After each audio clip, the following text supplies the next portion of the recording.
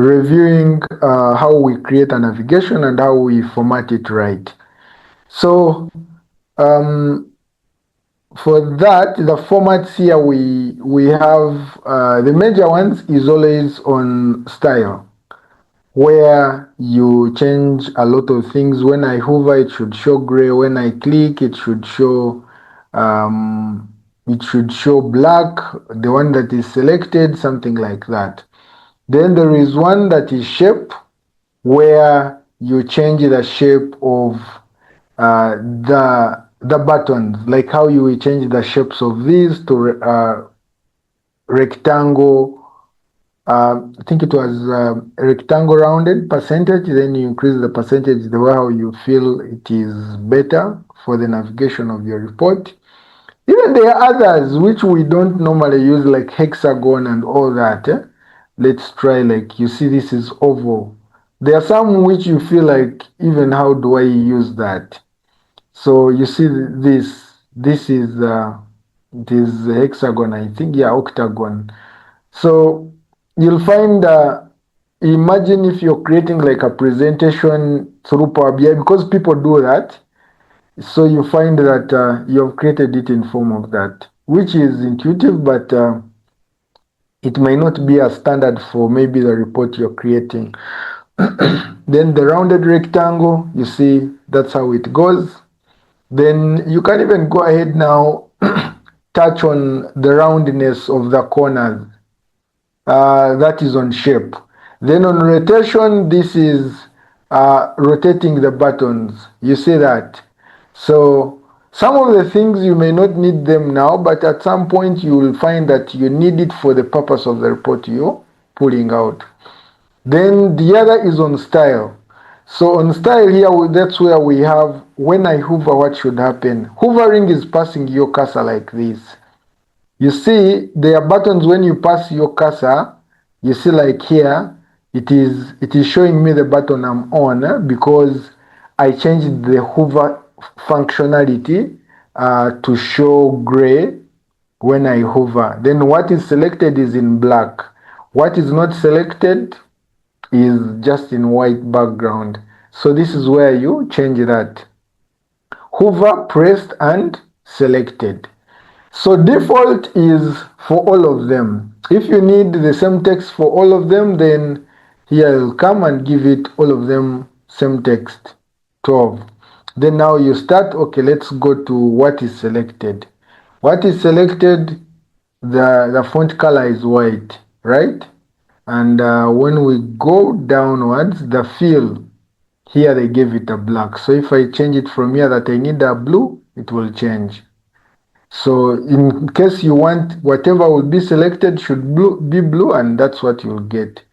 Then the font for what is selected, you can increase it. Actually, you can increase it more than the others. You can even bold it to make sure that it is different from the others, such that someone knows this is the page we are on.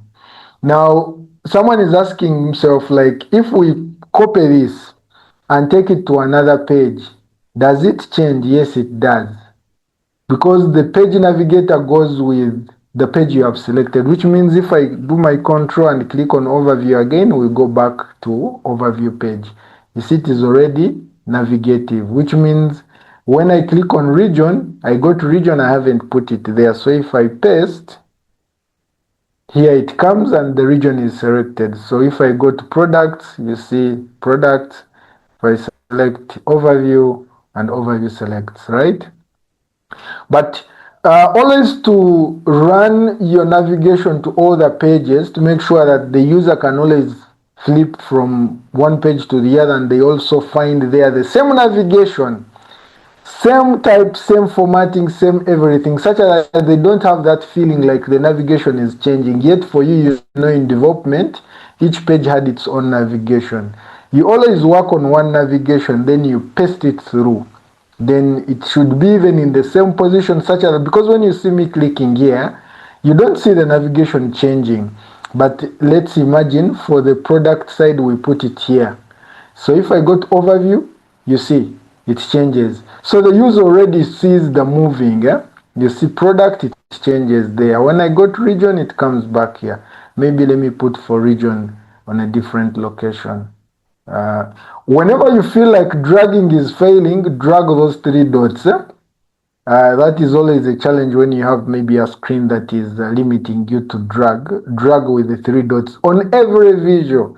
Just drag on three dots, it will always drag with ease. Okay, let me put this here. So you see, when we go to finance, we haven't put anything at finance. Sorry, we haven't put anything at finance. There is nothing there, which means we have to come manually back onto another page. But remember, you'll want to hide these pages from the view of the users, because the moment you give users navigation bars, you come and right click on this and hide them. So hiding them doesn't mean that you you're hiding them completely from the view of everyone. They will see the page, but they will not see these navigations at their screens, right? Even if they're the internal teams. But when you have given them buttons here, now like we're on finance, they have nowhere they can go back. Just assume this is not there. So which means they have to look out for the overview page again, then they look for finance or any other pages. So that's why we put navigation page navigators on all the pages that you'll want users to hover through. So when you're navigating and you feel like you changed position, this is exactly what I'm telling you. The user will feel like there is a change that is not uniform, and that reduces adoption. Somehow it triggers human, it reduces adoption, like they keep getting confused. So that's why I always advocate, do all your changes on your first page, do all the formatting. Let's say what is selected, you select whatever you need here, you put the borders and all that.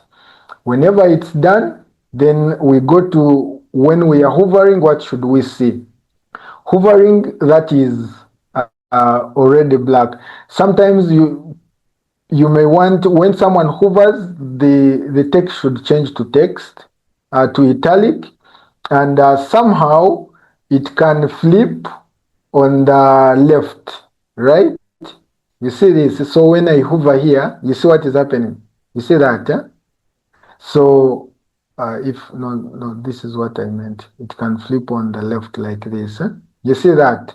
So when someone hovers, you see the text moves, and that tells the person that your cursor is at this point. When you click, you're going there. So you don't always have to leave the hover section not turned on to your intuitiveness that you want users to see. So you see that it is something that triggers someone that, hey, I'm about to click finance, I'm about to click region. Then you can also go ahead and do your own settings. Like here, since I'm using a blue, I can go with a light blue.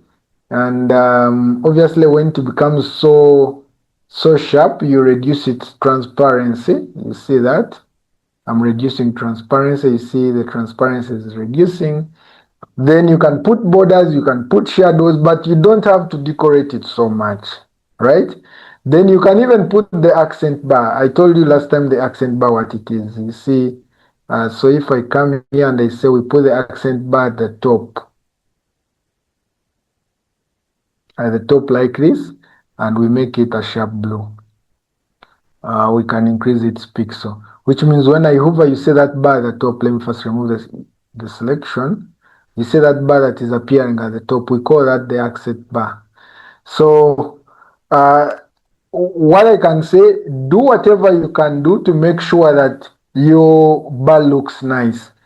Then whenever you put the bar, let's say in at the top, you may not need a lot of borders.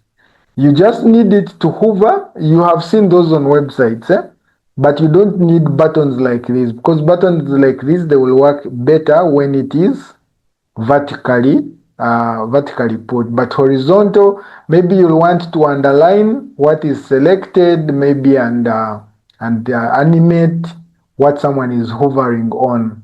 And then the others remain faint to show that you're on this page, right? So I leave that to you. For now, let me show you how we rotate this. That is on the grid layout. Right now it is horizontal, we want it vertical. The moment you make it vertical, it shrinks like this. Doesn't mean that it has disappeared, just drag this like so and put it right in the space where you want to put it. Let's say, because on the right I'm having the other one. So we can even substitute what is there. So this is what now we have. You see, when I'm hovering, something is changing. So when you feel like this is what I need, then you can copy this. And take it to or to different pages without changing position. Just go to those pages, paste like this, go to region, paste, go to finance, you paste, such that if I wanted to navigate and I click region, the button remains exactly in the same position. You see, there is no change. Even the user doesn't move his cursor, but he's moving through these pages. That's why we renamed the pages separate here, such that you can know that we are moving from one page to the other, right? So go ahead, remove these, and product. How you delete it is still the same dots. You delete that. Uh, how do you protect the file so that the people in sales see only sales information, the people in production see only product information? Is there a password? Is there a way you can avoid? Okay, it's good you have asked it. Let's do it. Though it is, you can also do that when you have after publishing. That's our next session. I wanted us to switch after like 10 minutes to that is now publishing and collaborating, creating a workspace on the one service. First option, because the other options can be done after you have published the report, who you share to determines what they look at. Now there is this part of security under modeling. So when you come to manage roles, it will show you the roles you have. Right now we don't have any role, right? Then there is view as. Now the view as, this is where after you have put roles, then every role you give the pages they are supposed to be able to view. So let's say, let's create a role here, manage a role, then you create a role and we say this role is maybe a sales. Then you can create another role and we say this is finance. So after creating these roles, you can now, obviously you can even go ahead and duplicate them. Now, let me first save this.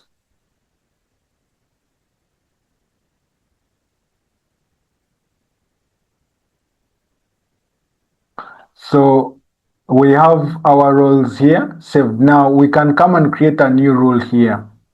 Now a new rule, we shall say, let's say in case we have departments, right? Because here we have city, let me see which filter did we have here.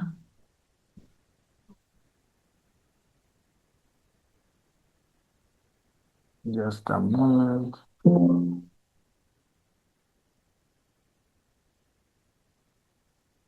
I want to look at the filters we had. Okay, let me go with a filter for city because you must be having a filter you're considering here. Let's first create a filter. Then this filter, we are going to give it city. And last time we looked at the city, we found out what was changing, state of province, I think. So let's go with state of province. Yeah. Now, when we click on Alaska, this is what happens. Now let's go and create a manager role. Actually, let me change this to Alaska.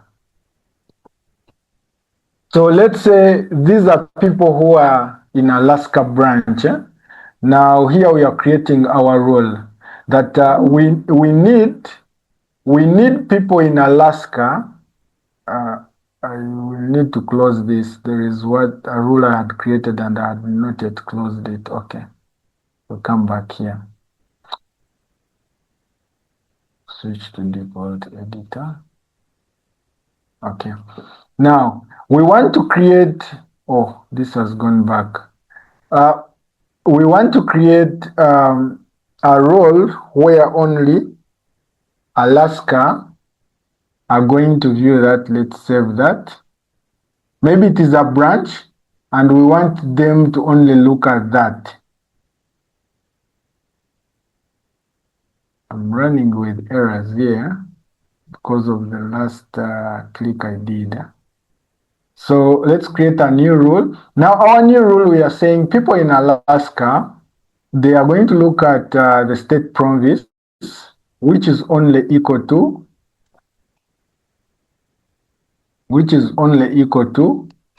Alaska, like this.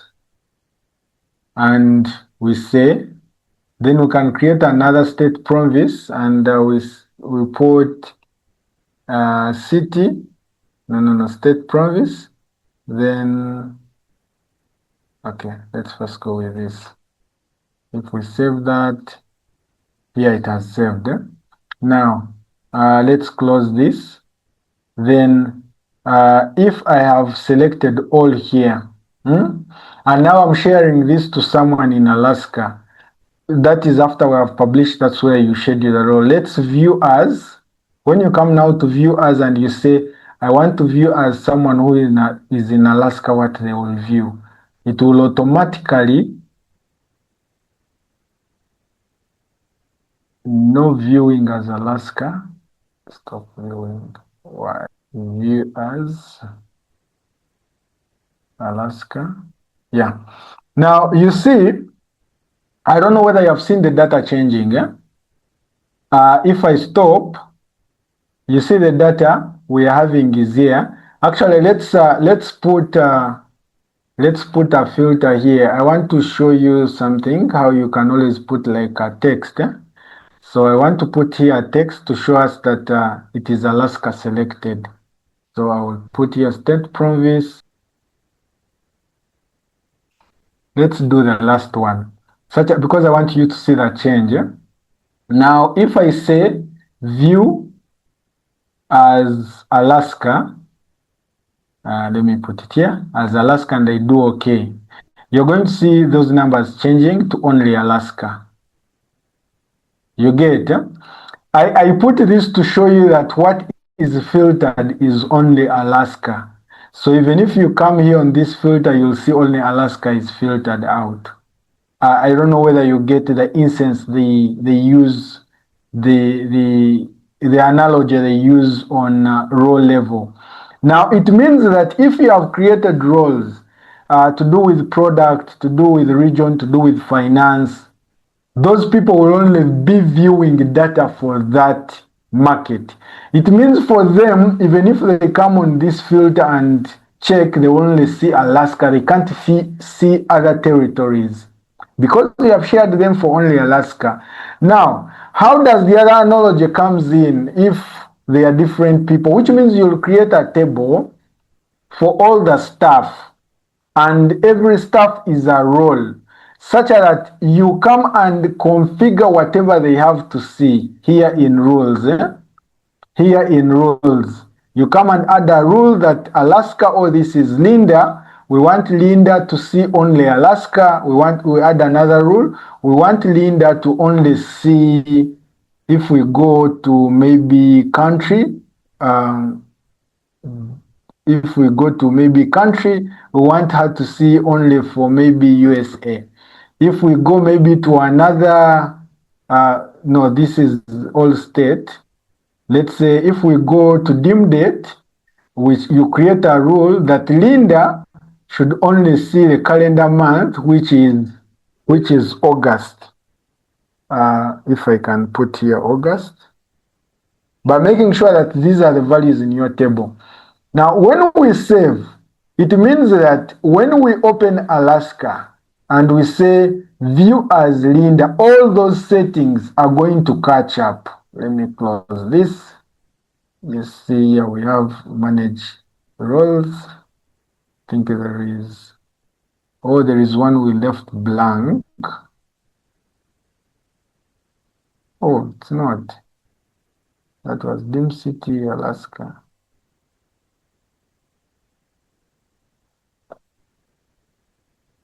Anyway, I because maybe we are not prepared for that. That's why we are getting these errors. We because you have to add a table of all your users, such that every user is given their own different role, what they can view, such that when I share with you, Linda, I don't have even to get worried that there is a report you're viewing. You'll find that there are some pages you can't see because they are not part of what we gave you to we gave you here, that there are some pages you will not see. Then there is also another option. You create a table, we use parameters, and that table has all the pages. Now in those pages we are going to select Linda. We come to that table which has all the pages, let's say overview, product, region, finance, and in those pages we check the pages you have to view, which means if we don't put finance, you'll never see it. And even that page cannot exist on your navigator. So that is the analogy. Think about it, but I know we shall go deep into this with time, but I just wanted to show you a glimpse on what it takes to schedule roles for the different departments or different users.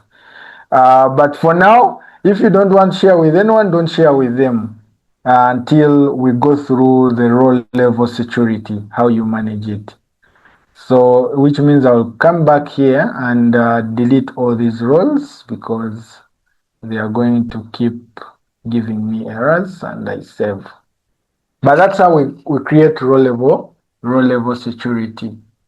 And after you have created the role level security and you publish, which we are going to go to next, then whenever you share with these people, they will not be able to see whatever page you didn't give them. Okay, I think that's fine. So what I was talking about is putting together, so which means here, the moment you have selected a video, you can always change it to another like that. And now every visual comes with its own placeholders. Now you see a donut chart wants legend, it wants values, it wants maybe other details and tooltip. So when we come to our report, what was the legend? The legend is always what you see here. This is what we call the legend. So it means that that was now the sales territory. And the value was the revenue. So come here, search for sales territory with ease, look out for it, drag it under legends like that. Then look out for the value, which is revenue. We already have our measures, put it under values that way. And we shall go ahead and get this. But I remember very well we only had one sales territory, which means we can just go with a province which has more than one, just to make sure that it picks some. Now, formatting has always been easy, but you have to look out for what you need to format. So remember that we said also the colors matter. You have to use a lot of colors. If you're doing this in a comparison of grading, you can always even go to the slicers and on colors, then you choose out, here you can say California, then California is blue, you choose the color you're giving it. Just make sure that it aligns with whatever you're using, the color you're using for California. It means even where there is a number for California, it will always run as blue, something like that. So you keep that uniformity when you're doing this, to make sure that California is not blue. On another page, California is being shown as orange. On another page, California is being shown as purple. But whatever you want to do here in the settings, please go ahead and do. But making sure you keep the limits, not to have it as a colorful rainbow. So switching off details, you can always do that. Switching off legends, you can always do that. But you must have a feel that your users don't ask what is this. So that's why legends have to keep there. So you choose whether to put it at the bottom, on the right, but the details have to show. Whenever your people reach this, the details have to show. So remember when I was telling you on spotlighting, so this is what means with spotlighting, that we click on that, it spotlights. Now, when you want to enlarge this on a different page, on its own page, you always click on this button, focus mode. So focus mode, it will always take it on its own page like this. You see now here I'm on focus mode. Then you can always go back to the report or do focus mode. What focus mode may help you as a developer is to update these as you're looking at them, right? Like you do your settings when you have it in a bigger version. Or when you're presenting, you can even put it in focus mode to make sure that you send the point home. Because when people are still looking at the other visuals and you're explaining a visual, it becomes hard for you to pull their attention. So that's focus mode. Just trying to pull some of the things that we didn't talk about. Let's say here we are putting a bar, which is going to, and you may ask yourself, why are we not putting backgrounds? Okay, here there is a background, which means we have to remove it since we have a white background that came from PowerPoint. So removing a background, I say don't hassle with looking for things inside these collapsed menus. Just um, search for background there, then you expand all, anything with background is going to pop up. You get. So look out for every background that is switched on. Now this is for the visual. The moment you switch off, switch on, you may not see the change. Let me first overlap it here. The moment you switch off, you see it's gone, and this is exactly what we needed. You may leave the background of the title, other backgrounds may be important, you just leave them there, then here we go.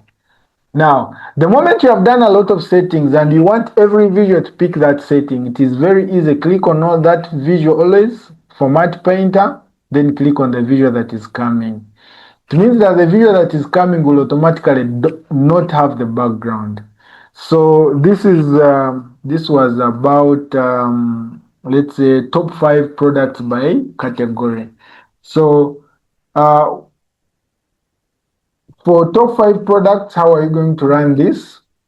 Not looking at the steps they gave us, let's think about how we're going to run this. What are we putting on the X, what you're putting on the right? That is always important. Since you're bringing a bar graph, on the X, they are the numbers.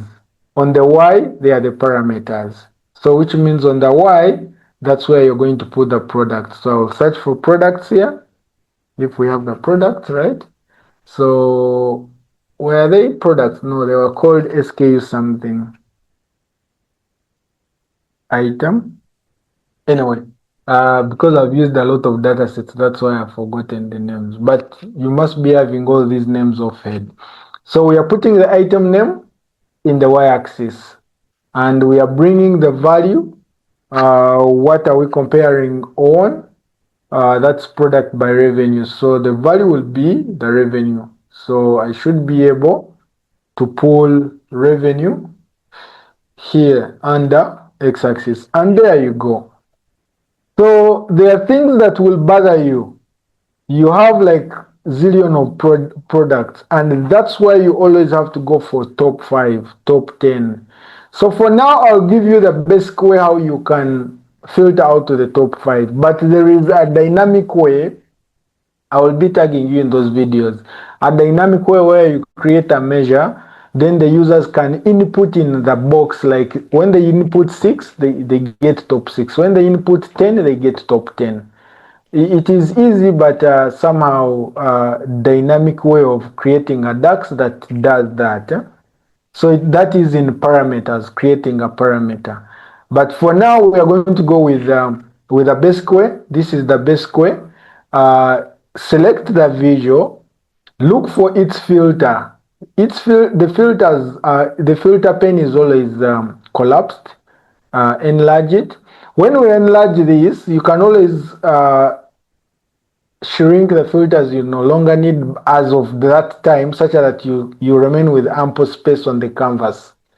So I'll go ahead, under filters, we want to get top 10. Top 10 what? Top 10 stock items. You'll find these two already there, because these are the two functions we have picked. There is stock item and the measure that is total revenue.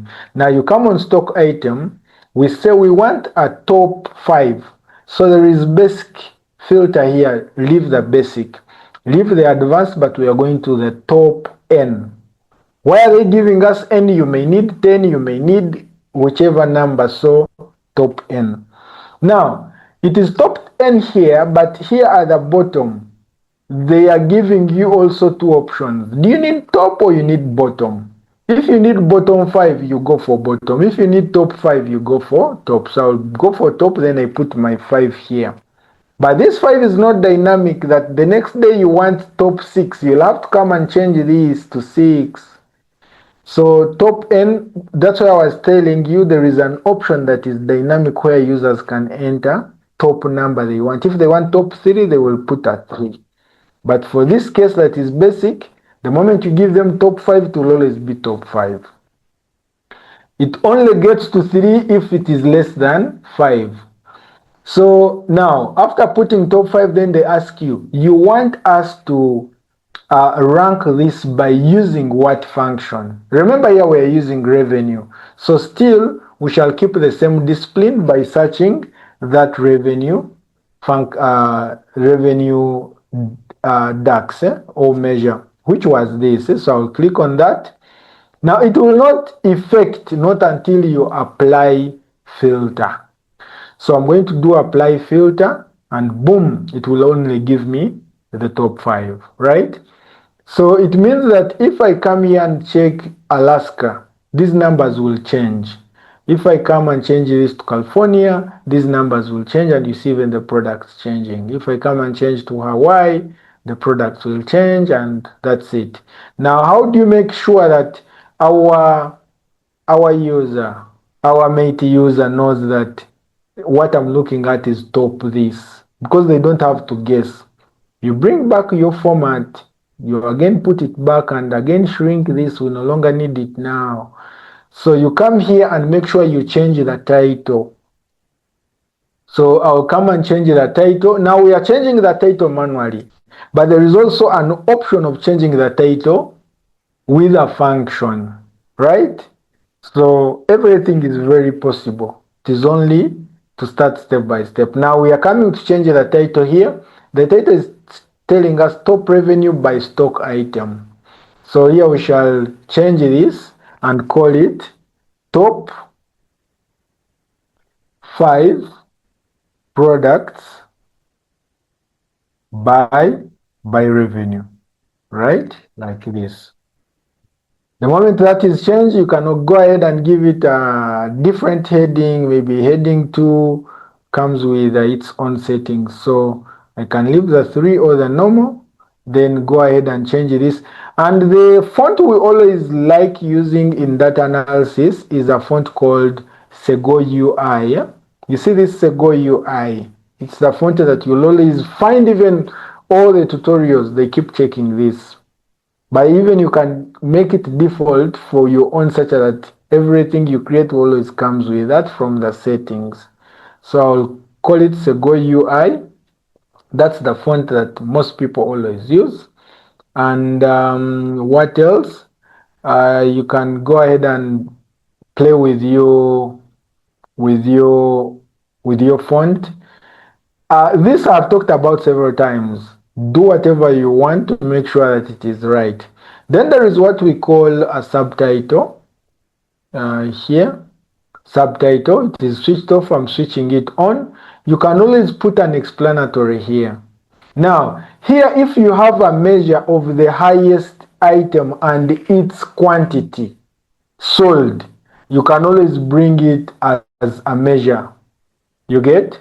So you can always bring it as a measure such that your subtitle will always pick a measure instead of picking uh, a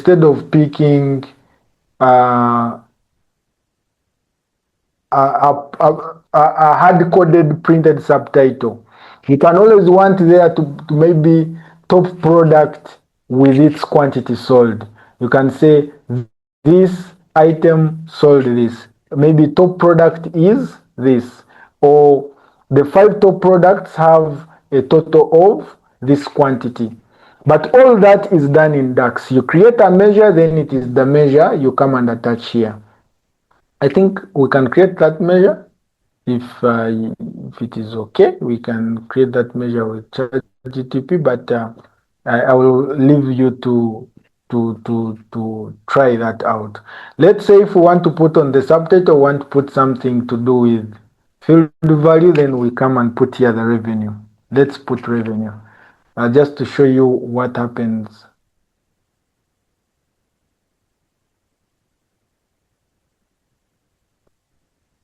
This is your field.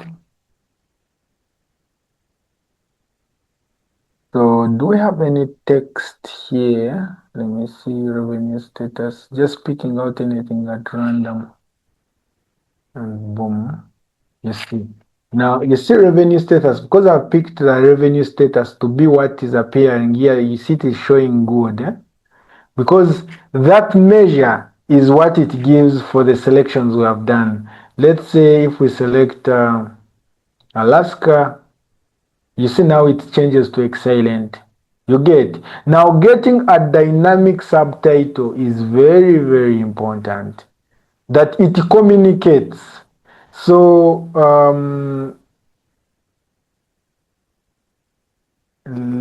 let's say if you want to have here the top product or revenue from the top 5 products, and you put it here as a subtitle.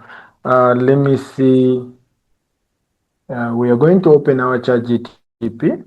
I've opened mine on my side, because then we go to our class last time where we were running a DAX. Okay, this is it. So I want to follow up with the what we were using last time, such that yes, this is it. Now I'm going to go to my Power BI. This, I want to take a screenshot of this. Then obviously I can show that. That's a subtitle. Then I'll come here and say create a dynamic. Now, what we are doing here is why you get visibility as a data analyst. That your reports speak, tell a story, dynamic with whatever someone selects. Giving numbers, giving charts that just show numbers and they don't communicate with the user, it's always where people get a problem. That they will have again to ask you, now so what? What should we do? Now what do we need to do? Now this what we are doing is creating narrations in your reports. So here we are saying create a dynamic subtitle that computes, no, that actually it doesn't compute, that presents the revenue from top 5 products selected. You must put selected, such that every time the products change, that title changes. Selected and also show the top product, and also show the percentage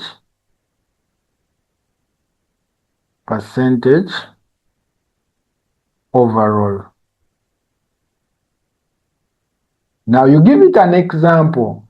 If you have had some of the sessions with me about AI, there is an analogy. AI, you give it an example, and that's what we call deep learning, machine learning, deep learning.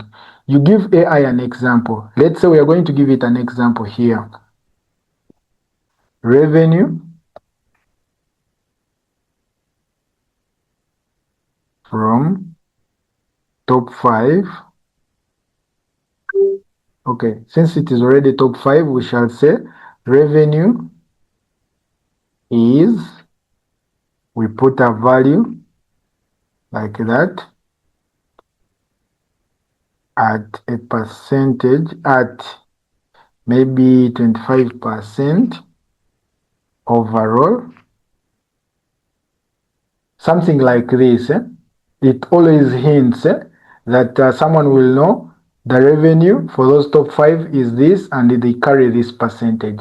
So what I have to tell it, use the DAX in this chart history, because I don't want to provide it again the revenue DAX and all that. Okay, very easy, just to make sure that you get hints on how things are done. AI will help you to learn more. And why now we are comfortably using this, because we have gone through DAX and we know what it means. Now here is the DAX they have given us. First of all, just feel free to raise in case you don't understand, but I'm going to run through the DAX they have given us. They are saying they are giving us top 5 products revenue subtitle. They have created a variable. A variable, first of all, a variable, if you want to calculate more than one things which you're going to use in the output, you create a variable in that DAX. A variable is saying let x be 2, let y equals to this.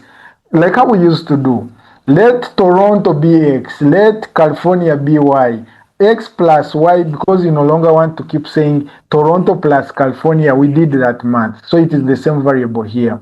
So top 5 products, now they want to first calculate the top 5 products. This is the formula, top n, then 5, because we want 5. All selected, then use the total sales, get us for that. Then do descending such that the top are the ones with highest are the top. Then they created another variable, top 5 products, which we have got here. Sorry, this is top 5 revenue. The revenue from the top 5, here it is. Then another variable, overall revenue, which we already calculated, which we already have, which is this, but making sure all selected. This function removes any filter that is the user has selected from this calculation. Then overall percentage, now here they are calculating the percentage. Now you'll ask yourself, why did they have to bring the overall revenue since we already have it? Why it is created here as a variable? Because this person, you need to use it in this desk to divide this by this to get the percentage we asked for. It also becomes a variable. Now, here what you want to be returned, we use a function of return. Return, what you put in quotes, it has to come like that as a text. So revenue is, now here they create the format of the top 5 because we needed that revenue. That is the format. Then and it concatenates. If you have done it in Excel, the ampersand, this sign, it joins things. That's why they are joining here. They are joining this revenue, ampersand, they brought the value for revenue, ampersand, they brought the at, ampersand, they brought now the percentage, ampersand overall. Don't get worried of the ampersand. It is always only just to join the stuff. Now here they are giving you an example. This is how the way it will come out. Revenue is 32,000 at 25.4% overall, and this is what we want in our subtitle. And I'm going to copy this. Now we put it in. We go to our Power BI. Here you can even, obviously we said that you need to have folders to make sure that you capture things like this. So just come and right click here, create a new measure. This one we all know how we run this. Then you come and paste the measure the moment it is ready.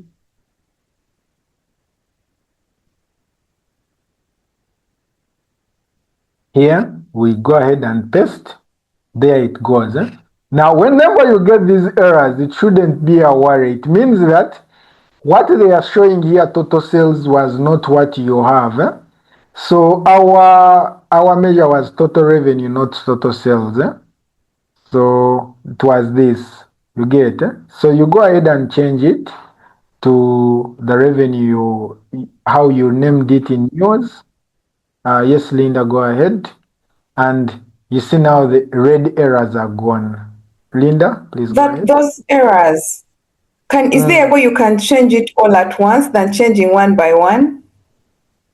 Good, good. You ask. I never wanted to talk about it to divert you, but the option is there. You see, when you select one, where you see when you select one, wait a minute.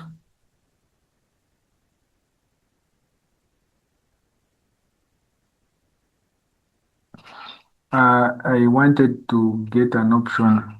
You'll forgive me. I'm using Mac on Windows. I'm having two operating systems. That's why you see some things don't appear on my end. But when you select like this, something that is the same throughout your code, even if it is there 20 times, you press a control. Let's say let's double click on cells. You press a control shift L. You see all the word sales is selected in all the spots. It means when I start typing, I will be changing on all where this sales is selected. Let me show you an example. If I type there the word rev, just you see the word rev is typing on all. That's how you can change the same thing at once. You select one of them and do Control Shift L. Control Shift L. That is a shortcut that activates all that word throughout your DAX. Even if it is 20 times, it's going to change all the 20. So here we are going to do underscore. Remember, it will not now highlight for you what is on in your DAX. You now have to remember the spelling when you're at this point. So I will do revenue like this, then enter. You see, it has changed all the error at once, and it's gone. But remember, when you're doing that, it doesn't drop for you here like how it dropped for us to select. You have to remember the right spelling and type it, because they don't allow you to select something to activate all changes in more than one spot when you're just selecting. That's why you have to type to make sure that you're typing the exact one. Have I answered your question? Yes, thank you. Yeah, so I hope you have noted that it is Control Shift L. You just select one, then Control Shift L, it changes all. So I'll go ahead and actualize that by committing. So the moment I commit, then we shall wait. It is already committed. I can collapse that DAX. Now we want to change our subtitle here. We shall clear what was there. Remember, you can type the hard coded one, but this time we have brought a value, and we shall click on FX. Then you go value, then you look out for, we call it top 5, this. The moment, and it shouldn't show an error. Since here we are taking a text, it will refuse other numbers. Let's say if you put revenue, it will refuse it. So remember, and this you're looking at field, because this is a field, that's why you don't get other options like we are getting for colors. So you should note that difference. So you go ahead and okay, and here we go. You see it is giving us 32 that and 100% overall. Because here we are selected Alaska, it means for Alaska it is all. Let me see all. It is giving 100%. It means that somehow the percentage is wrong, because they are giving us 100% of the top 5, which is the 5, which is the 100%. So this is the wrong, which means we go back and say we needed overall the total revenue against the 5 SKUs.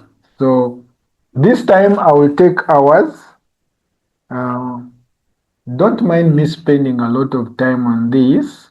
You just you can use the knowledge on several subtitles you need.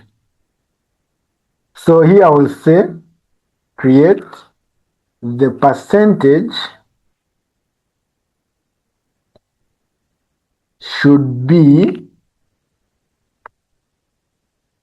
5 top products revenue against the overall total. The overall total. Then you tell it what error you're getting. Error, it's giving 100% constant. Now, when you give it an error, it already knows now what error you're running with. Now I'm giving it my DAX where I've done my changes. I don't want it to give me again the total sales, because I don't want again to change things when it has given me a DAX. So we leave it here. Yeah, the 100% happens because the denominator is equal to the evaluated numerator. So remove filters. So it had not removed filters. That's why I was telling you it was using all. So when you check on this, it was using all selected. So this time it's removing filters. The other time all selected was the top 5. So it was getting the revenue for top 5, again revenue for what it has totaled in those top 5, which is the same, and giving you 100%. So when we note that error, then we correct it, we take this. Now you see that my top revenue is kept constant because I have changed that. I never wanted to go with this total sales. So you go the other side and change this. Don't create another measure. Just paste what you have brought to replace what you had and do okay. Why you do this is because if you have used the measure somewhere else, it will automatically update wherever this measure is used. You will not pull it again. Now you see here, if I can enlarge this. Now you see this time, they are giving us 28%. Now this one automatically tells the user that for Alaska, okay, let's California. Now California, the total revenue that we are getting from the top 5 products is this, and it is 26% overall. You get? Here it automatically, it can even tell you which market is giving you the highest percentage. You see Alaska is giving us 41.3% overall. So that is 32. California is 52. No. Again, it is giving overall for that market that is selected. So there are many things you have to consider. If you want the percentage to be for the market selected, then this is correct. But if you want it to be for the overall total sales of the whole country, then you also have to tailor that, which means you have to tailor that, and there is the filter is removed when they are looking at the region. You see here they kept filters, so all selected. So you have to tailor that to make sure that are you looking at by total for all the country or by total for that particular region, its top five. So that is the thinking as a data analyst you have to embody to make sure that you make all that splitted uh, to drive a point. So I hope now you can see the beauty you'll always get with the subtitle. That whenever users are changing now from 2024 to 5 to 2024, they get what they need. The revenue got from the top five is this, and that was the percentage in California. So obviously you can go ahead and add whether it's a rise, whether it's a low. We did that with the scorecards. So you can bring the same knowledge this side, right? Okay. Something else to do with the labels here. So the labels, you can switch them off, you can switch them on. If you want to change the details of the labels, you come to that. Look for series, it is only one. Then the position, you can decide to put them inside. You can decide them to put them outside. You can decide to put them inside center. You can decide to put them inside base. You see now when you decide to put them inside base, you find that they are in the same line. Wherever the other one is bigger or smaller, they are always in the same line. So you can decide how to do it. Then when you come on values, you can remove the display units to none such that it gives you numbers like that. But obviously there will be, if you have billions and billions, then others will lose out. So you can give the 0 to that, then there we go. So you can reduce more the number such that you have it intuitive like that. So there is also another option, you can give it a background, and you say I want a background of maybe something bluish like this, or you can go with something gray or white as a background, and reduce the transparency, something like that. Now you see some others we are losing them because of what we have added. So which means there we can decide, okay, now the base is not working for us. Let's use the inside top, or you can even put them outside like so. So playing with all these numbers, it shouldn't be a worry. Now, when you have numbers like these, the labels are important. You don't need now the x-axis. You don't need it. Yes. Because even the other side is telling us this by revenue, even you don't need the title. Just go to on top. I told you when you're scrolling, don't bother yourself. Just right click somewhere, collapse everything, or collapse even everything, then look for what you're looking for. We are looking for size and style. You come on where there is x-axis and y-axis. X-axis is here. Do you still need the values? Nope. Do you still need the title? Nope. It's gone. Clean, right? Then even these, we all know these are products. Do we need the title? No, we don't need it. So there are some unnecessary things you don't need to run with. You always get them off. Here I'm showing you on one, but you can replicate the knowledge on the others. Then last time we said you can even make the top green, the low, something like that. You explore how we did it last time, then it should be good to go. Where you want to make the top green, maybe the bottom red, but it may not make so much sense because it is top 5. Everyone can see what is big and what is smaller.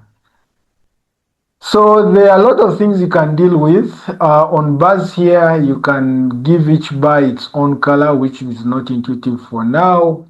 You can come and change the colors here and give different color, which is okay. You can use a function that maybe can give colors the top 5 the top green, others gray, the bottom red. You can do that. Then on layout, there are a lot you can do if you check layout on. The reverse order, maybe you want the highest to be at the bottom, still you can do it. So a lot of things you can do, just to make sure I'm covering everything on one, then you can replicate the knowledge on the other. Then sometimes you may want to add the error bars for revenue, and you go ahead and switch them on, and you give them a field, the upper boundary, the lower bound, and the way you run with absolute. But that is going to be so much of the advanced that when you're at that level, you know why you need to switch on the error bars. Maybe you want to do some comparison revenue with the prices, something like that. Like when the prices were high, did we get enough revenue? That comparison, that's where you come in with error bars. Okay, for now, let me hope that now, when you have done a lot of settings here, you don't now need to do anything else if you want to do with now the top 5 provinces by revenue. Just copy that. You just copy that and paste it here. You move it. Now you can go ahead and maybe if you want customers, now you bring in customers instead of here. Now I can go for province like this. Or is province. That province. It is not in measures. I want it in another table. Okay. We find it in city. State province, here it is. So I will drag state province. Wow. It means it is something that I cannot put under stock item.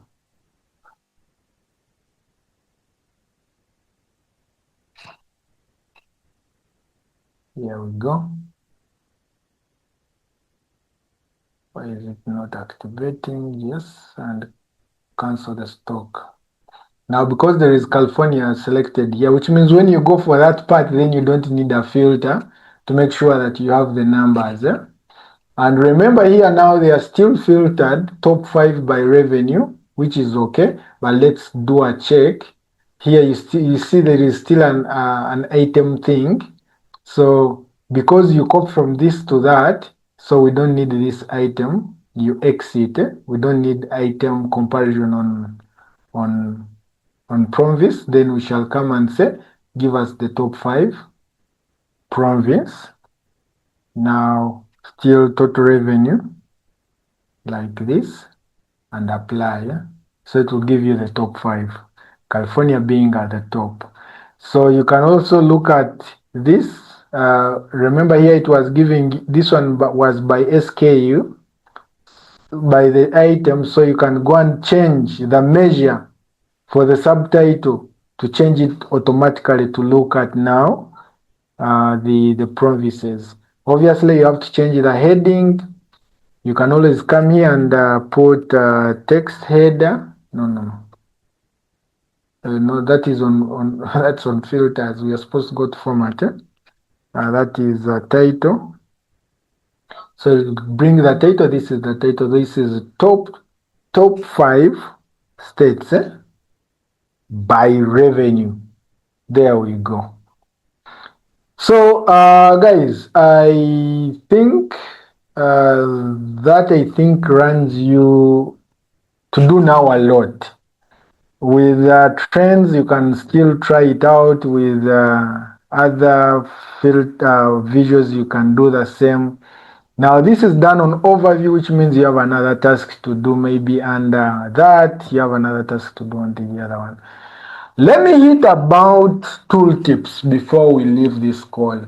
I imagined for us to do publish, but we are going to run through it just briefly. Let me take you through how we create tooltips.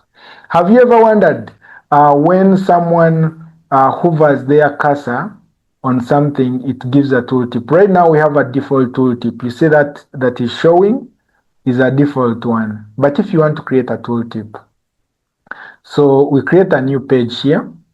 And now on this new page, you right click and go to canvas. Now this page, when you come to canvas type, it is showing us that, no, the canvas, the information here.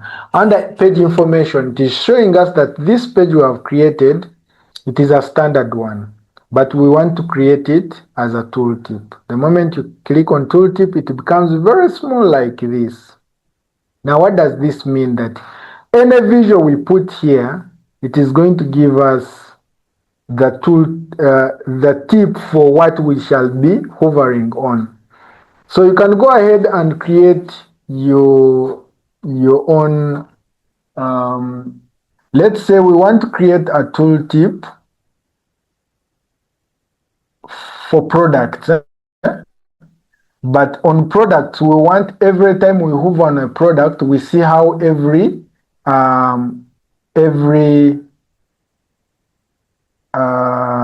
province has gone ahead to sell it. Actually, now since we already have this, let's copy it for now because I'm on a rush. But you can always go ahead and put your own visual here and paste it here. Now you see this, we want to make it a tooltip. Make sure that you reduce it to the max you want. Reduce it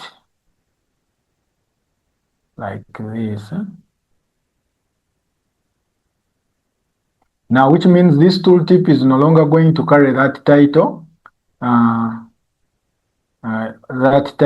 of top 5. We shall just make it states by revenue. We can leave it with everything it is. Then I want to show you how you put a tooltip, or you activate a tooltip on a visual. So which means when we can always hide this because it is not a page that people have to come on, because it will always be a tooltip. You're going to use it as a tooltip. So I will name this as tooltip for states. Like this. So let's go back now to overview. Now I want, when I hover here, I get that tooltip showing the breakdown of how the states are doing that product. When I hover on this product, it shows the same. So how do you do that? When you click on that, and when you click on this visual, at the bottom here there is tooltips. So when you click on tooltips, obviously they will want you to select the different tooltips. But this time it is going to be a different one. Setting a tooltip.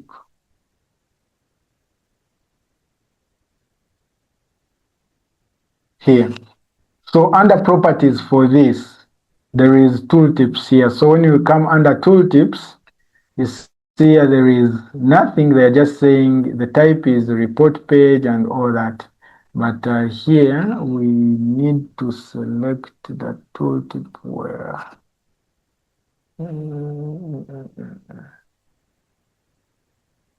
Here. You see the page they will be showing us. Here you see that the page type, okay, the tooltip is auto. That's why when we would hover, they would give us the auto ones, the basic ones, that stock item for that SKU I'm clicking on, that is the name. Then the total revenue for that is 58,240. But I want them to give me a tooltip of what I have on the other page. So I'll come and select it here, which means you can have many pages with your tooltips. So the moment I check on that, now when I hover here, you see what I'm getting. Now when I hover there, you see what I'm getting. It shows me that California is the one doing only that SKU. When I hover on that, it shows me Alaska is doing 10, 560, California doing that, Oregon doing that. When I hover on that, changes. When I hover on that, changes. Now, this gives an interactivity to the user that even if we change this to 2025, then they want to see how are we splitting that air cushion. Then they just hover there, it gives them a breakdown right? So obviously now we can come to our tooltip and make it more intuitive, which means maybe on the subtitle here, what is the subtitle? On the subtitle here, we can say on the function, let them give us the stock item. Let us get the name of the stock item. Where is the stock item? That is it. And obviously it will give us the first what we are checking on. You see that? So they will give us the name of the stock item, which means when we come this side this time and hover, you see, they're going to give us the name of the stock item. You see that name? Air cushion machine blue. That is the way how it is split. Very intuitive that people don't have to even struggle how was the breakdown. They just pass a cursor and say, okay, the topmost is being done. Washington is taking the highest. So that's it. Any question on this? Because it is one of its kind. You have seen it. Any question on how to create tooltips to make sure that it goes with a takeaway that you're going to try it out in the report you've already put together? Any question on that? No? Yeah. So it is something easy. The only thing is to get the steps. Create a new page, right click on that new page, change it from the normal pages. You go to information, you change it from the standard page to tooltip. That is going to be a tooltip. Leave out drill through for now. Then after you have done that, now put your knowledge together on what do you want your users to see whenever that tooltip is activated on any visual. You put together. You can bring a visual. It can be a table. It can be a pie chart. It can be anything, right? So you don't have to restrict yourself. Even it can be a map that whenever your users hover on an item, it should bring a map showing them how the split is per district, something like that. There is a lot of data for us to try this. You can even get the data for elections and create a tooltip for districts, and you see that you hover, a map of Uganda comes with that district you have hovered on, something like that. Or you hover on a candidate, it screens the numbers they got from every district. You get? So that's what it means with tooltips. That you can activate it on any, let's say, now since this is a breakdown by, let's create another pie chart here. We break down this by what? Customers, what? Huh? Do we have customers? Yeah, let's see. Did we have customers? You know, I've forgotten the way how this data is split. Yeah, we had customer name here. Now customers are very many. Obviously, I'm not going to go with all this crap. I will have to filter it top 5. So that is now not rocket science. So you just come that, you look for format. No, filter. You just say I want top 5 customers. This N, then top 5. Obviously, never exceed 5 when you're dealing with a pie chart or a donut chart. And here we are looking at revenue. Remember, we are using the total revenue as our measure, and we will apply. It's only going to give us the top 5 customers, right? So on the top 5 customers, then you can decide to bring a tooltip here, how they are splitted amongst the different items they were buying. So you click on that, you come under properties, under format, you look for the tooltip, you change that tooltip to sales. You can create as many tooltips here, but make sure your tooltip pages are always hidden. Never make them visible, because when you make them visible, they become pages users can go to. Yet you don't want to go to those pages. They don't pick a meaning when they are standing as solo.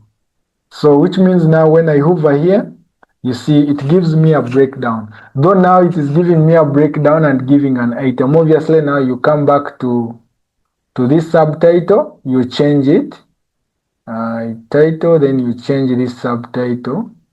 No, the subtitle of the tooltip, let's say, which means for the customer you will change it, which means now you'll create like another tooltip to make sure that you don't disorganize this.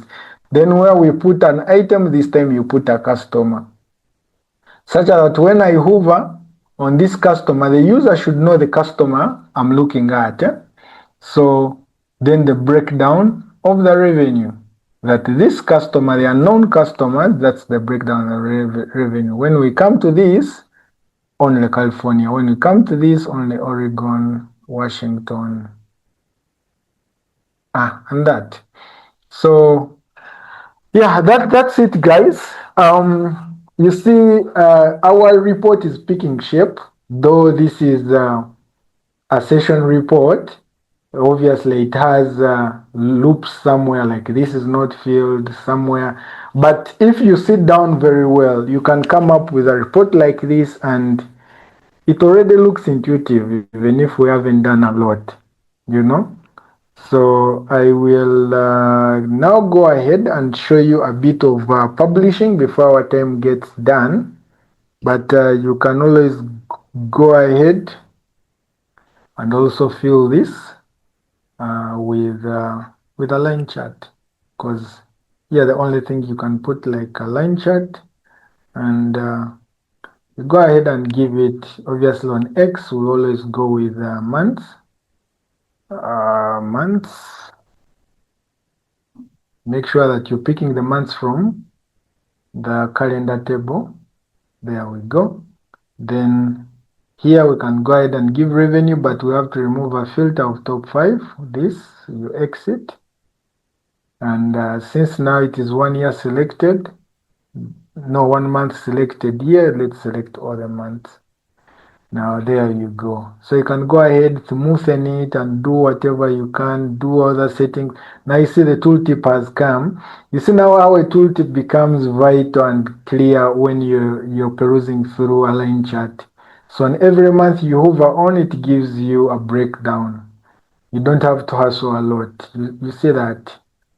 So because it came with the other filter I copied from the other side. So here you can go ahead on the formats, and there is a lot to do with the formats, like line chart.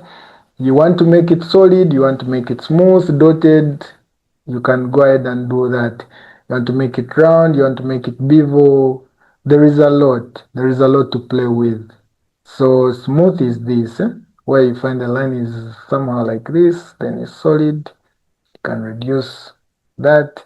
Then also can go ahead and change the colors, layout. Then if you want to give the shade area, that is the area at the bottom, you can go ahead and obviously shade area. Then you look out on how to make it transparent. You increase the, obviously the shade area has always to be so faint.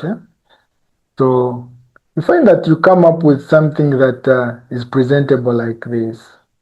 You get like this, and it having a tooltip, it is another gold, and it having a subtitle that is dynamic. Boom. So if you want to put this maybe in focus, your team will always put in focus, and this is the way they look at it. So you go ahead and present. Let's say we are looking only at the line chart in my presentation, then put in focus, start talking about how the numbers are moving. Why we dipped, it is only California here was recovering us. Maybe the next month California, I think California was the highest selling in nearly every month, right? So you can have different tooltips, different measures to run with. So now, the last thing, I know our time is done, but if you can give me the next 10 minutes, I show you how we publish this if you want to share it with other users, right? So here the only thing when you want to collaborate with others, it is the matter of just now taking a screenshot, right? Because that's the only option you can do in in desktop, taking a screenshot and sharing it on WhatsApp. So Obviously, I have to test it out that I'm sharing it on WhatsApp and sharing it on your group. Okay. Linda, I see some questions. I will answer this. Okay. Now, that's how you'll be sharing your reports if they are not published. Obviously, which is also okay if you're sharing an update report to your team. Obviously, you look out for the year, you select the year yourself, you select whatever you want them to see, then you take a screenshot. You remember that you had selected all months and you want to select this month again, you take another screenshot, which is so much engaging and annoying. So this time, we publish. Now, first of all, before you publish, you have to make sure that you have signed in. And signing in, you can only use a customized domain. Customized domain is like at yourcompany.com. You don't use at Gmail, you don't use at Hotlive, or is it Hotlive, something like that, or Outlook, which is like, you don't use personal emails. You have to use you have to use emails that are with a customized domain. Now, like you see here, I'm logged in as admin at subtekonline.com. That's why it accepts. But still, I will share with you videos on how you can create a free account, which is a trial. Now, the moment I click Power BI service, it takes me to Power BI service. When we are starting the introduction of Power BI, I told you we have three versions on how we use Power BI. You can use it as Power BI desktop, which we have been doing nearly 90% of it, then Power BI mobile, then Power BI service. Now the service is pushing now your report to the cloud, online, on internet. So right now this has been offline. Even if we didn't have data, I can open this report and do whatever I'm doing. But the moment you want now to engage with other people, that is what we call collaboration, you have to publish it. Now let's first see what the online interface looks like. So it will open the Fabric interface.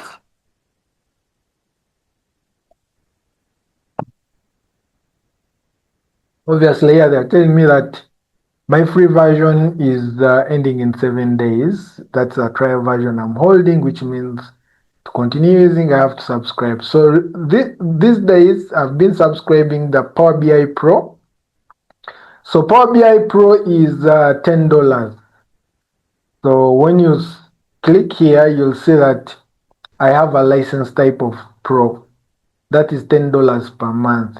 But the Fabric and Power BI trial status is 7 days. That is a different also subscription. So you can always go ahead and check what the prices are, right? And obviously, as a developing data analyst, you'll always want to try out the paid versions because it comes with different features. But meanwhile, it is opening. Let's look at this. Now, I'll explain briefly on the canvas we are looking at here. First of all, there are a lot of products this side where we have one lake, warehouse, we have the embedded Power BI and all that. But the major thing is on the workspaces. Workspaces are like folders you find on a SharePoint or a Google Drive or anything. It means that even if we have a company folder, finance have access, procurement, they can schedule their own access, who accesses and who doesn't. That's how workspaces work. So when you look at my workspaces, I have some of the clients, I have my challenges I create per month.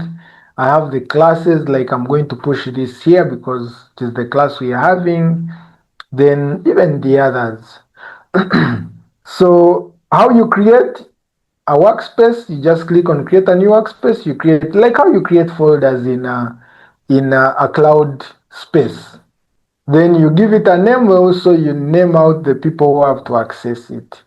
It means that if I create this as July cohort, then I put a description, then I give it a logo, then you can look out for who to share with. Now, who to share with it must be the person in your company. So let's say the people I have in my company, I have Barbara here, Barbara at subteconline.com. So the moment I click on that, which means Barbara will be able to look at this workspace and all the reports that are uploaded or published in that workspace. So you go ahead and create this, and Barbara obviously gets a notification that there is a July cohort that has been created workspace. You're there. So the moment I create, it opens and it is blank, right? So this is now not our focus. Let's look at others that have reports.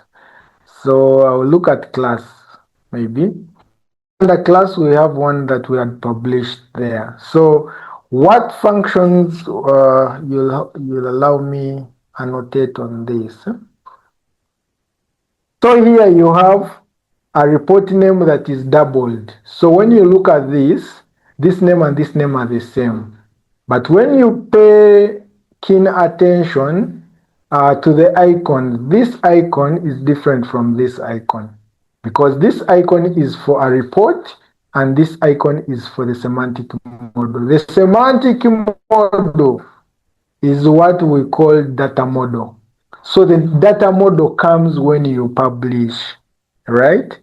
So that's how it is scheduled. Now, when we look at this, that is the owner, the date when you last refreshed it.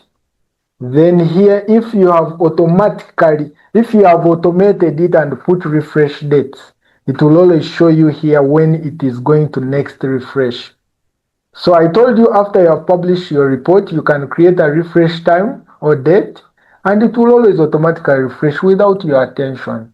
Even the real-time data that has been created right now, it will refresh at the point when it is meant to refresh, depending on how you automated it. Okay, now let's look at a workflow that has a date that is a report that is refreshing. Now you see now like this report, the 3D blob storage. You see it has a time here, which means the next time it is going to refresh, it is going to refresh at 5 today. So if I click on this schedule, where I'm saying schedule refresh, when you come this, there are a lot of things we shall look at, but when you've got an account, then we can always have a session on this. So, but obviously this is on the advanced bit, but I wanted to show you the basics on how you can start sharing your report without even scheduling the refresh. So when you come down and look for the refresh, you see here, the refresh is on and on a daily. These are the times when my report refreshes. It means these are the times when my report picks new data. At 12 in the night, at 7 in the morning, at 9. Now you can put these right depending on at what time your teams look at updates. Obviously for the pro version, they give you up to 8 times in a day, which means you can split it accordingly. Then for premium, which is expensive for companies, they give you up to 30 minutes, which means you can refresh your data every 30 minutes. But this pro version, you only do 8. And when you don't have a pro license, you can't schedule all this. Obviously, you can start with a trial, which is only 30 days. And when it ends, it blocks you out. So that's it. Then also here,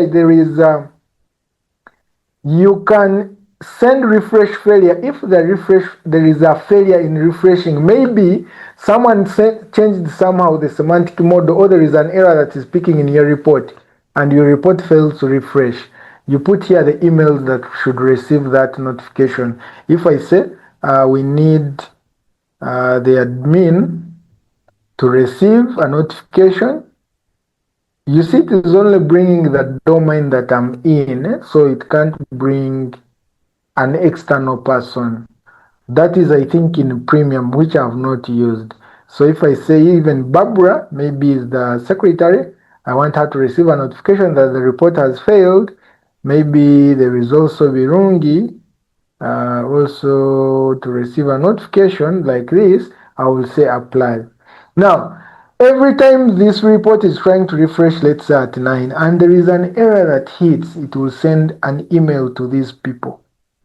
And that email comes with the details of what exactly is failing. You'll find there is a column maybe that they have changed. Maybe in the DAX, for you when you are creating your applied steps in transformation, you had 8 columns. Someone added the ninth column, and now the ninth column is not seen by the refresh. It will bring that error. It means that the report stops refreshing and gives you the error. Now you, the developer, you go there and adjust it. And the moment that error runs for, I think, 24 hours, it blocks off the auto refresh. Because when that error is not sorted, it blocks off the auto refresh. So that is one thing. Now there are these, now you see where they have errors, which means they hit a snag and they stopped. So whenever you come now to this schedule, it will always show you what happened. So due to consecutive errors, schedule refresh has been disabled. And when you go to show the error that happened, not learn more, show details. Here, this is exactly what I was talking about. To show you that we couldn't pass duration literal. Duration literal was a column in this data set. So it means that someone added something that was not duration data type, right? And automatically it was, and they show you that the table where this is picking from, it is fuel consumption. So which means me, the owner of the report, I go to this table fuel consumption and check why is this column picking an error. You correct it, publish again, boom, the team is good to go. So that is now on collaboration. Why we call it collaboration when we reach Power BI service?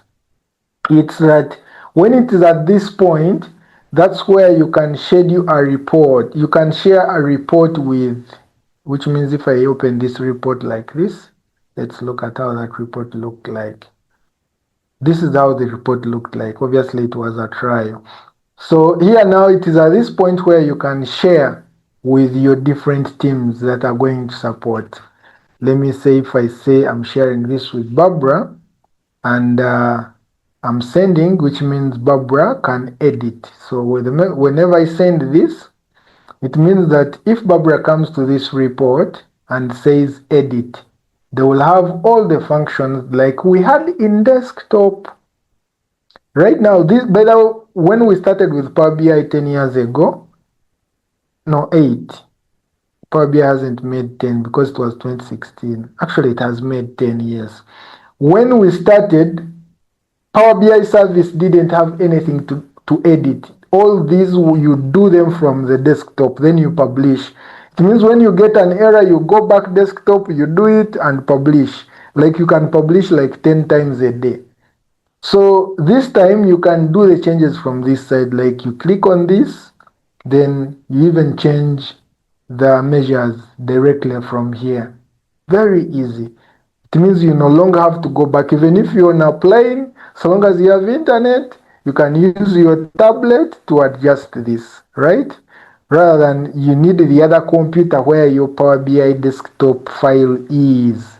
So that is now the beauty of publishing to the BI service. Then what else? Let's now publish our own. I know it is taking time, but since it is nearly our last lesson, that's why I want us to complete this. The next lesson we are going to have, we need to plan when we can have a full project. But I will need to have that lesson with you guys when you have done a lot of practice on your end, such that we can even have someone share his screen or her screen 15 minutes, another one 20, like that. So let's publish our report. The first thing you do, you have to make sure that your report is saved, right? Then the moment your report is saved, even if it is not saved, the moment you click publish, it will ask you to save first. So I always tell people, whenever you're going to publish, make sure you're on your overview page or the page you want people to see first. But that has changed in the August update. So I'll go ahead and publish. Because I'm logged in, it is not going to prompt me to log in. then this is what we get. Now I have to look for a workspace. You see, when the workspace we created has appeared here, July cohort. So I'm going to click on that, select. So give it time to publish your report. The moment it has finished publishing, it is going to give you a link. And if we can go the other side and wait for it in our July. So you come here on workspaces, click on July. Oh, it has already come. So 416, 416, it has already come. Here it is. So it brings a report and it brings the semantic model.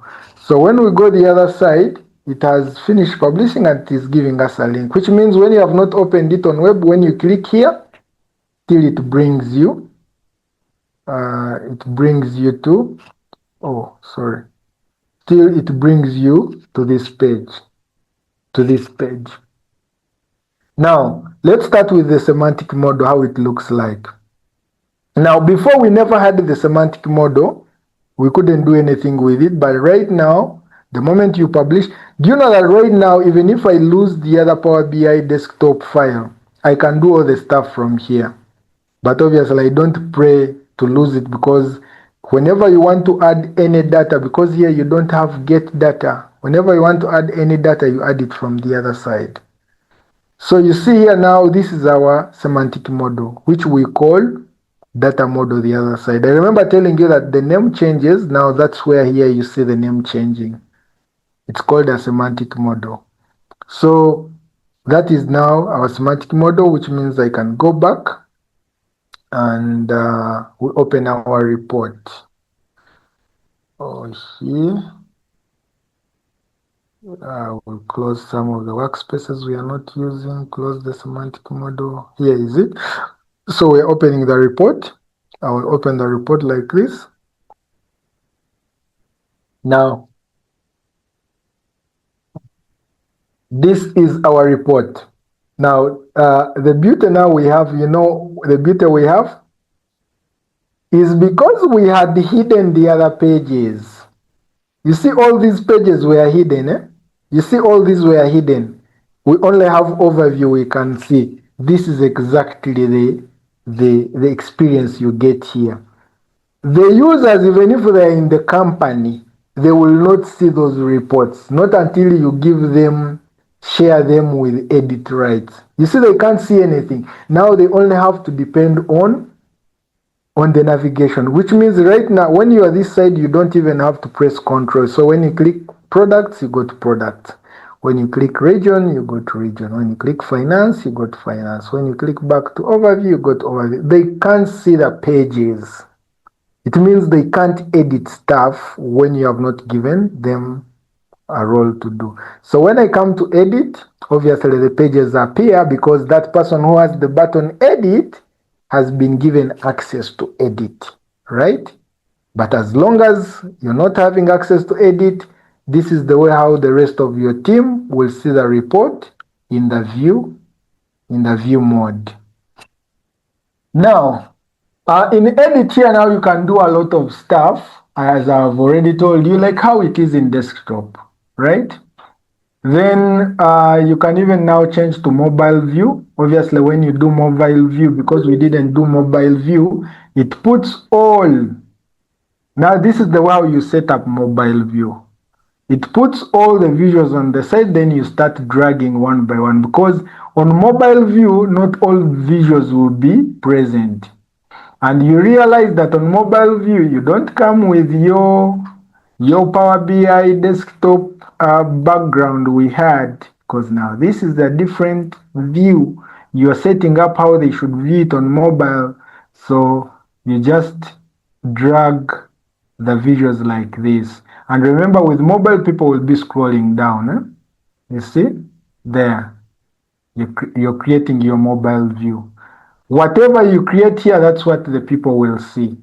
And if you want to create background, then you can create a background. But all this is best done this side, such that when you're publishing, it comes with a mobile view. That is on view.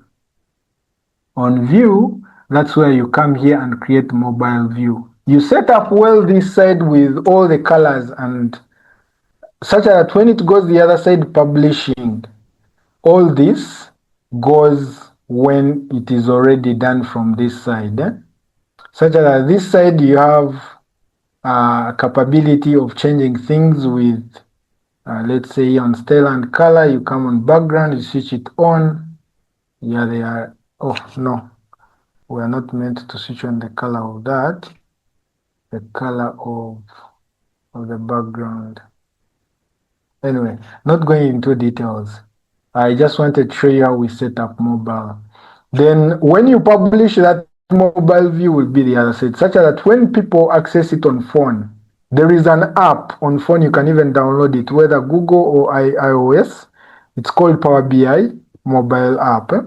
So when you share with someone, they can view this report on their application on mobile. And it is intuitive like any app. Okay, so that's the mobile view, which was not our intention for now. Let's go back to our web view. This is it.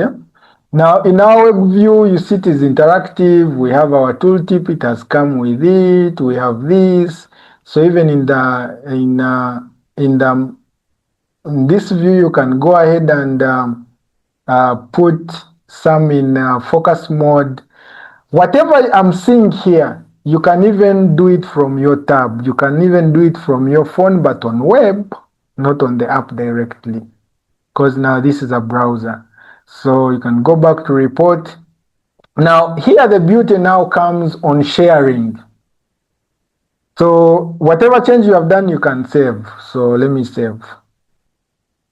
Then the moment it is saved, I'll go back to reading view. I've clicked on reading view to go back to this view. So here you can do a lot of things. You can download this file if you want. You have got a new laptop or you have got a laptop of a colleague and you want to edit this from Power BI desktop, and that colleague has a Power BI desktop application. You can download your file and edit it from the desktop view. Then there is exporting. Before we go into details, you can export this and analyze it in Excel. You can export this into PowerPoint, and it generates and it becomes interactive in PowerPoint, right? You can do a PDF, but PDF you do for the view you're seeing right now. So it will export a PDF for the overview page. Now, when we go to, okay, share, I've already shown you here how you share with your own team. You can't share external. Maybe if the company admin has accepted on that. So you can even set alerts here. You can set alerts so that whenever, let's say here, where is our profit? You see, you can set alerts that whenever this card, the revenue goes beyond 3 million, send me an email. It will send. That is now the clear purpose you get from Power BI. Most people like, this building of Power BI reports is hard, but the value comes at the end when you have built everything. It means that you can get alerts from your report whenever there is anything changing. Like you can put here whenever the revenue here, whenever the revenue changes or becomes maybe 3 million, 3 million, depending on how you're going to put the value. Let me put that, becomes 3 million. Obviously, it's under Microsoft. That's why they're giving you Teams here. But you can also do email. Send me an email on that and apply. So it means that data will be coming in. The day revenue hits 3 million for the visuals that are selected here, it will send you an email with that alert, right? So very, very intuitive. When you do with Teams, it will send that in Teams chat and everyone who is in copy. And you will get insights even when you don't open the report because of such alerts. Then what else can I? Subscribing. So you can subscribe to this and create a subscription. Creating a subscription, you can put a subscription that whenever it is okay, attach this file or attach a PDF. Let's attach a PDF of the overview report starting today for 1 month, right? For 1 month, every daily, every 8 a.m. Every 8 a.m. That time, and you can put a summary and all that. When you create the subscription and the people you have put here in mail, these people are going to receive this report every 8 a.m. for 1 month. It will be as if you are the one sending a report. But obviously making sure that you have the refresh that is set, that it is refreshing data and putting the numbers real time. Then for it, whenever it reaches 8:30, it will be sending a report to all these people. And here attach full report or attach an attachment or PDF, something like that. It will always do that. And you can even put more insights to do with the summary by Copilot. Now, Copilot, that means that if you have a subscription with Copilot, Copilot is going to get a summary of the changes. The revenue, this, profit, this, we are this, the customer, this is the highest, this territory has sold this percentage, da da da da da da da. Just imagine such a report every morning to a board that you report to. And just it is all about taking your 2 weeks, 1 week, building a report, putting the right visuals and do the schedules. It will do all the bit for you. So that is the value you have with Power BI service. I'm going to discard that. I'm also going to discard that. Now let me do if you needed to share to the public. And that's what I always do because I don't have a team that I have, even if it is a client, I always share public, obviously, it gives you notification. So here it is always under file. When you come under file, better you can create a QR code. So you can create a QR code, print it, put it somewhere in an office, and give it well headed that daily report for this. Then people will always come scan, look at the numbers, go. Scan, look at the report, go. But obviously it tells you your colleagues can use QR code only if they have permissions to see that report. So it means that you share with them, then you share a QR code, or you can print it and put it in the office. But those people have to have access to that report. Now that is where the access, Linda, you are talking about. That's where here now you come and put all that row level security. Who accesses what on the same report? Even if you have given them a QR code, they will scan it, log in, and view what they are meant to view. Yeah. Now, the last one I want to end with embedding a report. You see the managing permissions are here, but I may not go into them right now. So embedding a report. Now, embedding a report, there is embedding a report to a website or a portal. This one we are going to go with publishing to the web, and in brackets it is showing you public. It means that when you publish this report to the web, everyone who has a link will be able to open it. So we are going to do that. So publish to the web, then go ahead. It gives you first of all the notification, my friend.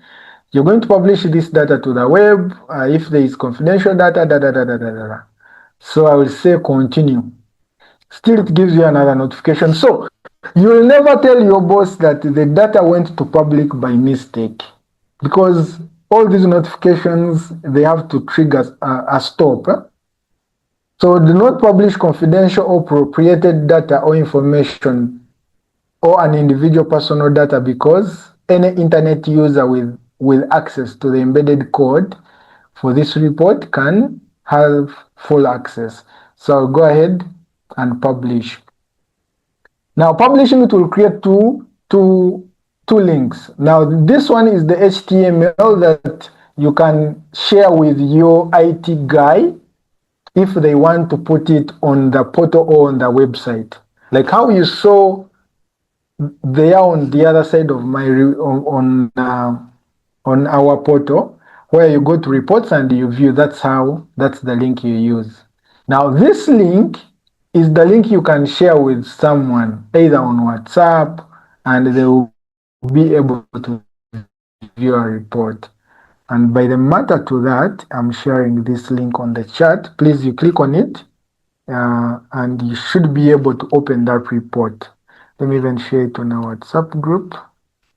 So it means that if I copy this link and I take it in another browser, let me take it in a different browser here and enter, I will be able to view that report, the whole of it, and interact with it. So that's how we collaborate or share reports. So at this time, when you share with your team a link like this, even you can share it on email. It means that you tell them bookmark that link. Whenever you want updates, go to that link. That report will always be updated. So this is it. You see, everything is in now running in a browser, no longer on Power BI. It means I can click here, go to that, click here, go to that report, click here. Like how a website should work, right? Come to these filters, filter whatever I need, which means anyone you have shared with a link, they're able to do this by themselves. You get Alaska. I don't know why I've liked Alaska so much. I think there should be a visa coming ahead.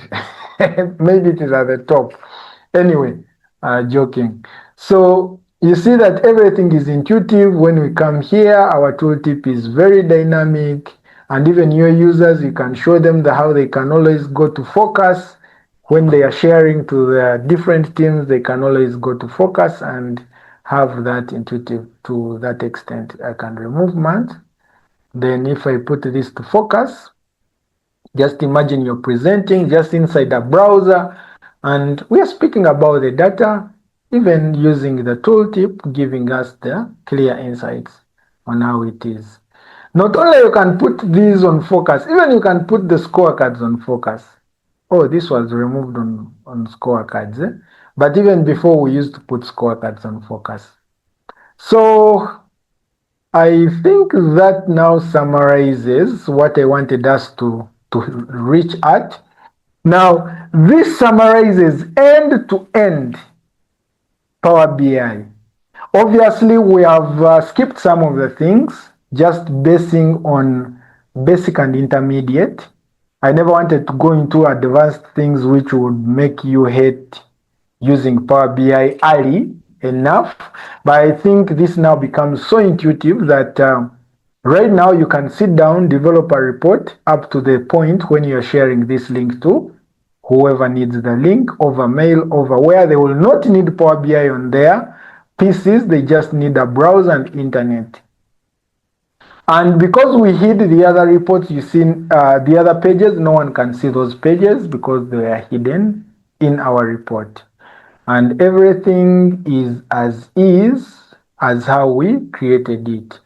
Now, whenever you want to make changes here, it is just a matter of coming to the BI service, right? Here. Actually, I can close this. Then you can even put a logo. You can upload a logo. I'm going to upload the logo here. Did we have a logo last time? Okay.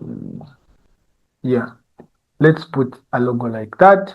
So you can even upload a logo and update how people will always open the report. The report can open with the logo first, and then you even make it a default.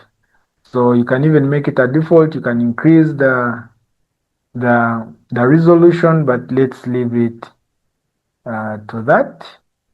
Then I will go ahead now. If you change the options below, make sure you copy the embedded code again to apply the updated that. So let me copy the code again, but it should be the same. We bring it here, we open another one. So the moment you enter now, when it loads with the logo first, right? Then it tells the user if you want to view interactive content, right? Then they click on that, they land on the overview page. So that is an added uh, function I wanted to show you. But otherwise, anything else right now, it should be now a touch point for you to have. Then I'll see whether I can create emails under my domain for you to start off with if your company email can't log in. I think for Pius is okay. For them, they're already using Power BI, which means his email automatically puts him in this space. Obviously, the version, the license you pay for yourself, or you can ask the company to pay for you.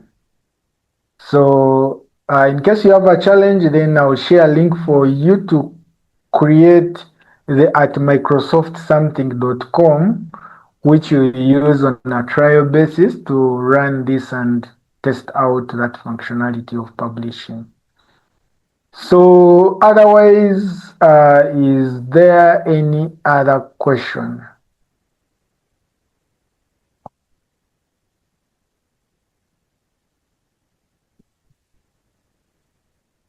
I know questions may be very many, and we may have to hold those questions maybe as we start practicing. And I need as many questions, as many asks as you can. Ask as many questions as you can on that group. That's the only way how you will grasp some of the things. But otherwise, for this, if there is any question which you don't need us to leave unchecked, please, you can tell us.